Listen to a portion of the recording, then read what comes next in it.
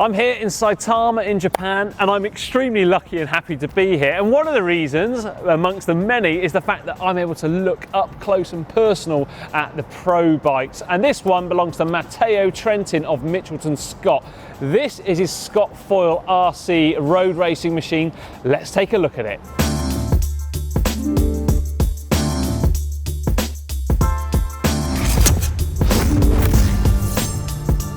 Right then, well, Trentin himself, he stands at 1.79 m, which is about 5'10" to 5'11" roughly.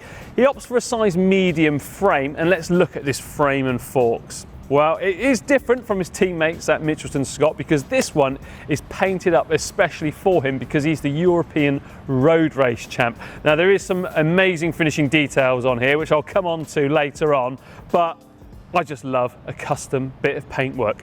Now, look at the forks as well. We've got some aerodynamic flaps there just behind the dropout. It's just in order to smooth out the airflow, especially around that disc caliper too. So fitted into the frame, we've got a Syncros seat post, which is specific for this model of frame because of the actual tube shapes on the internals. Mounted on top of that is a specialised Romin Evo saddle with carbon rails. Now, Specialised don't actually provide the saddles for Mitchelton Scott, but a saddle is a vital part for a rider, isn't it? Let's face it, because they are sat on it all day, most days. So I can understand the need there to actually possibly deviate from a sponsor's equipment. Moving forward, we've got a Syncros aero stem here, which is 115mm in length, and then fitted in there are some 40cm wide handlebars with a really traditional drop on there too. I do like that. We've also got a pair of sprint shifters just fitted onto the drops there so that you can easily change gear whilst they're in the hooks of the handlebars. And then we've got some Shimano Dura Ace 9170 Di2 shifters. Of course, they're stopping a pair of hydraulic disc calipers. And those disc calipers, well, they are the Shimano Dura Ace 9170 units, and they're stopping a pair of rotors that don't actually match front and rear. Well, they do, as in they're both Shimano, but the front is 160mm and the rear 140. So it looks like Trentin wants slightly more braking power there at the front because, of course, he is going to be using that brake more often. And they are stopping a pair of Shimano Dura Ace C60 carbon wheels. And of course, Pirelli, they're back in the road racing game, and these tyres are the Pirelli P0s mounted onto the Dura Ace rims.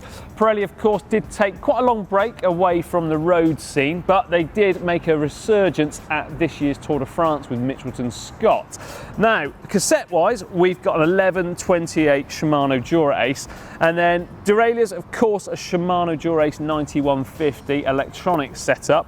Now, that rear derailleur does in fact have one of the linkages removed in order to provide slightly smoother and crisper shifting accuracy, according to Shimano there. So you can see it is slightly set back out of the way. Then the chainset, well, we've got the Shimano Dura Ace R9100P, P standing for the power because it is a power crank. And we've got 54-42 chain rings on there, which is a slightly unusual combination there, a 42 in it. We tend to see a 39 normally. Crank length, 172.5mm. And the pedals are Shimano Dura Ace 9100 SPDSLs. What about the finishing touches on this bike then? Well, first up, we've got a race number mount here on the rear of the seat post. It is in fact glued on, but also held on as well there with some good old black insulation tape, which is a mechanic's favourite really. Also, the Di2 cable is clipped onto the rear disc hose here as well, and then just enters into the down tube quite neatly. We've also got the Di2 junction box here just wrapped around the stem. And then fitted onto the front of the stem is a really nice mount here for a GPS unit. I do like that. It's ever so clean and tidy the way it goes into the front plate. And then also we've got a little bit of helicopter tape here, a little bit of clear tape to actually protect the paintwork from any rubbing. And what about the top tube then? Because this is probably my absolute favourite bit of the bike. First up, we've got Matteo Trentin's name with the Italian tricolour, as well as some little stars here for the European champs.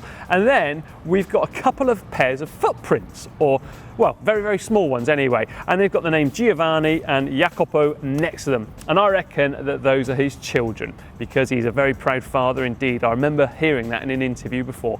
That looks fantastic. Bottle cages, they're provided by Elite, and they are the Cannibal XC model. What about the measurements then? Well, from the tip of the saddle down to the centre of the bottom bracket is 77 centimetres, and then the tip of the saddle to the centre of the handlebars, 57.5, and the drop from the saddle to the stem is 13 centimetres. And the weight of the bike comes in at 7.6 kilos. What about the Freehub sound check then? Let's have a listen. Nice and quiet. I do hope you've enjoyed the look at the one-off special edition bike of Matteo Trentin. Personally, one of my favourites, probably just because of those little baby footprints on the top tube. But let me know what you think of it down there in the comments section below. Also, remember to like and share this video with your friends, and don't forget to check out the GCN shop at shop.globalcyclingnetwork.com. And for another pro bike, how about clicking just down here? And as for this one, I've got to go and give it back to Matteo, and I'm quite sad to do that. Take care.